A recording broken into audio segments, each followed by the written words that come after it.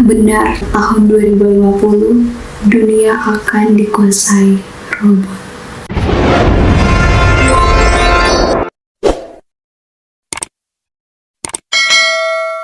Hai guys, selamat datang di channel Ceci Lasanani. Sebelumnya terima kasih buat kalian semua yang sudah klik video ini.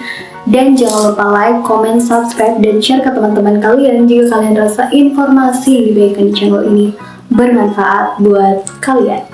Nah guys, di video kali ini kita akan membahas sesuatu hal yang sangat menarik perhatian. Kita akan membahas mengenai AI atau Artificial Intelligence. Nah guys, sebelum kita membahas lebih jauh mengenai AI ini dan ancamannya bagi manusia, kita harus tahu dulu apa sih itu AI. AI itu sendiri merupakan singkatan dari Artificial Intelligence, yang mana Artificial Intelligence atau AI ini merupakan sebuah sistem yang memungkinkan komputer untuk mengeksekusi tugas-tugas yang biasanya memerlukan kecerdasan manusia. AI ini mencakup pengembangan dan algoritma yang memungkinkan mesin untuk belajar dari data, membuat keputusan, dan menyelesaikan masalah-masalah dengan cara yang serupa dengan manusia. Contohnya itu robot. Nah, robot itu kan di dalamnya sudah ada program yang dibuat bagaimana caranya supaya dia bisa melakukan tugas-tugas atau mengolah data sesuai dengan apa yang sudah diprogramkan di dalam robot tersebut. Sejarah perkembangan Artificial Intelligence. Perkembangan AI. Awal mula 1950-an. Pada tahun 1950, Alan Turing mengusulkan tes Turing yang bertujuan mengukur kemampuan mesin dalam meniru perilaku manusia. Pada saat yang sama, John McCarthy memperkenalkan konsep kecerdasan buatan dan mengorganisir konferensi Dartmouth yang pertama. Bagi sebagian orang, AI dianggap sebagai sebuah teknologi atau kemajuan teknologi yang dapat membantu manusia dalam melakukan tugas-tugasnya. Nah, bagaimana tidak guys? Contoh AI itu kan kita sudah lihat secara nyata. Ada di robot, ada di ChatGPT. Kalau kalian tahu, ChatGPT itu adalah sebuah program mesin pencari yang memungkinkan kita untuk mencari data itu secara spesifik. Kemudian ada juga mobil otonom.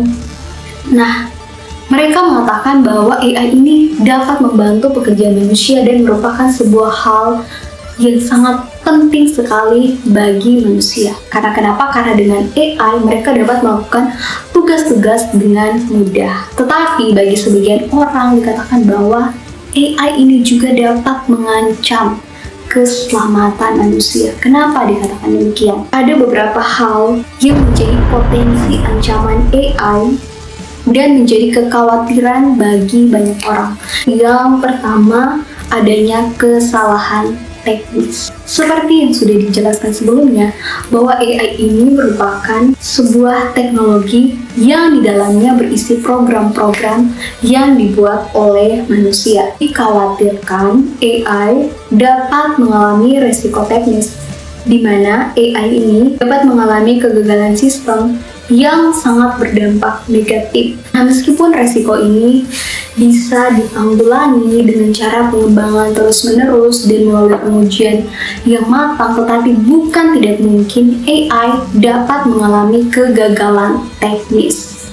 Contohnya apa guys? Contohnya kalau misalkan sekarang itu banyak orang-orang yang menggunakan mobil otonom atau mobil tanpa pengemudi tetapi dikendalikan oleh AI atau semacam sistem yang ada di mobil tersebut. Bagaimana kalau seandainya mobil tersebut mengalami kendala dalam penggunaannya? Otomatis ini akan membahayakan pengguna jalan yang lain.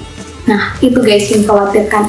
Yang pertama itu adalah resiko teknis. Yang kedua adalah pengaruh ekonomi dan ketimpangan. Perkembangan AI yang cepat dapat mengubah banyak aspek dalam kehidupan dan pekerjaan. Otomatisasi yang dihasilkan dari penggunaan AI ini dapat menggantikan pekerjaan manusia. Nah, kenapa bisa dikatakan seperti ini guys? Karena sekarang contohnya itu sudah ada robot pengacara. Robot pengacara ini dibuat untuk mengambil keputusan-keputusan yang biasanya memerlukan pekerjaan dari manusia. Nah, dikhawatirkan ke depannya kalau hal ini akan berkembang terus, atau banyak hal dalam pekerjaan yang tidak lagi membutuhkan manusia di dalamnya dikhawatirkan akan mengganggu ekonomi dan menyebabkan ketimpangan di dalam masyarakat. Kemudian yang ketiga adalah keputusan yang tidak adil atau diskriminatif. Sistem AI didasarkan pada data-data dan pembelajaran mesin. Jika ada data yang digunakan mengandung bias atau diskriminasi, sistem AI dapat menunjukkan perilaku yang tidak adil atau diskriminatif. Ini dapat menghasilkan konsekuensi yang tidak adil dalam pengambilan keputusan kritis seperti peradilan atau kebijakan publik. Nah, seperti yang sudah dijelaskan sebelumnya bahwa contohnya itu ada robot pengacara dan sudah ada guys. Robot pengacara di mana kalau robot pengacara ini diprogram untuk mengambil keputusan, kemudian yang diprogramkan tersebut mengandung hal-hal yang bersifat diskriminatif, otomatis ini akan menyebabkan keputusan yang tidak adil. Dan masih banyak lagi hal-hal lain yang dapat dipengaruhi oleh penggunaan AI. Kemudian adalah potensi penyalahgunaan. Ada kekhawatiran penyalahgunaan dari penggunaan AI oleh individu-individu yang tidak bertanggung jawab. Contohnya, AI ini dapat digunakan untuk serangan cyber, produksi konten palsu, dan pengawasan massal yang mengancam privasi individu. Perspektif yang berbeda. Meskipun ada potensi ancaman dari AI ini, tetapi para ilmuwan terus berusaha hari demi hari untuk mengembangkan sistem yang lebih canggih dan bertanggung jawab. Ada upaya yang dilakukan untuk merancang kerangka kerja yang etis, regulasi yang tepat, dan standar keamanan untuk meminimalkan potensi ancaman dari AI ini. Nah guys, perlu diingat juga bahwa AI ini merupakan suatu sistem atau sebuah teknologi yang diciptakan oleh manusia, yang pastinya dampaknya tergantung dari cara manusia mengembangkannya dan menggunakannya. Karena kenapa? Karena bagaimana sistem itu dapat berfungsi kalau tidak ada manusia yang merancang dan menggunakan sistem itu. Oleh karenanya, manusia sebagai pengguna AI dituntut untuk menggunakan AI secara hati-hati. Demikian juga mereka, para ilmuwan yang membuat AI ini, harus membuat sebuah sistem teknologi yang pastinya untuk kelangsungan hidup manusia yang lebih baik, bukan dibuat untuk menjadi ancaman bagi manusia. Oke guys, mungkin sekian pembahasan kita mengenai AI, dan sekali lagi kita sebagai manusia harus lebih berhati-hati dan selektif dalam penggunaan AI ini. Karena AI tidak akan menjadi dampak buruk bagi manusia jika manusia sendiri yang menggunakannya tidak berniat untuk melakukan hal-hal buruk tersebut. Oke guys, terima kasih buat kalian yang sudah menonton channel ini dan sudah menyaksikan sampai akhir video ini. Sekali lagi jangan lupa like, comment, subscribe, dan share ke teman-teman kalian jika kalian rasa informasi yang diberikan di channel ini bermanfaat buat kalian. Oke, saya Cecilia pamit undur diri.